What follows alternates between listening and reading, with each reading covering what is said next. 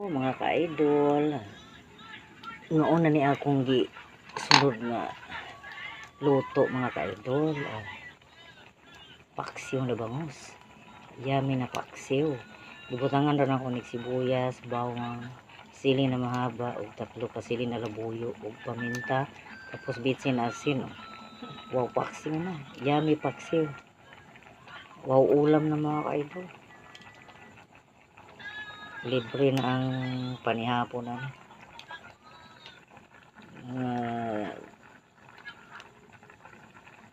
10 to 15 minutes luto na. Gitimplahan naman siya.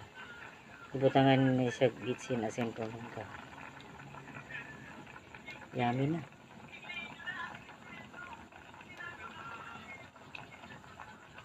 Takluban sa nilula.